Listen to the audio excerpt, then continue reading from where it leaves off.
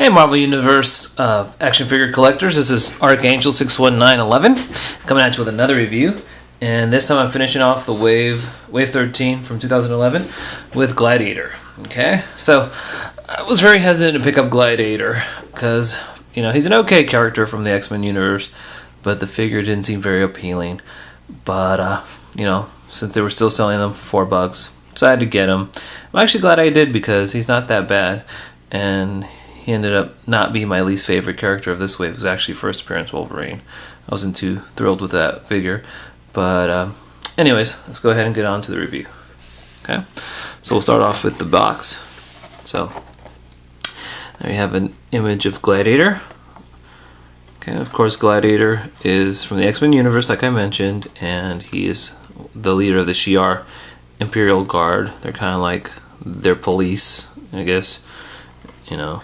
And he's Marvel's equivalent to Superman. Kind of has some of the similar powers: super strength, super speed, can blow out vast amounts of air, and he can shoot out beams from his eyes. So he's very, very similar. Flight.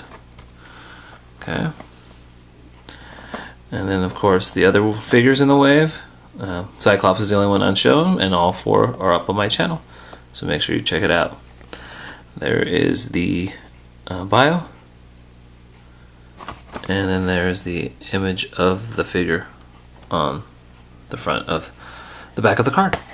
Okay. So anyways, let's go ahead and get started with our figure.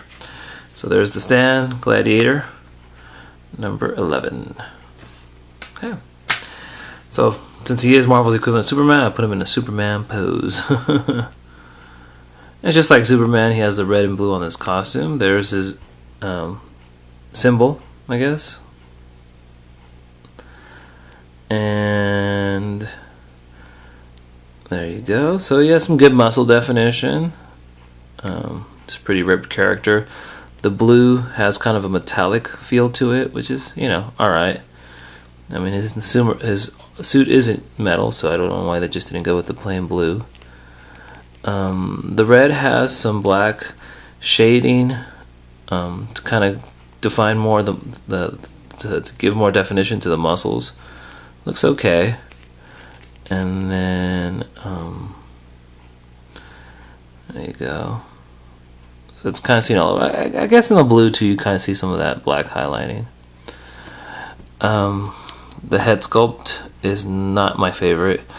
I didn't think Hasbro did a good job at all, because I'm pretty sure it's all figures, I've seen them throughout, that, you know, he has the purple, but then there's like blotches of light purple all over, and I don't like that at all.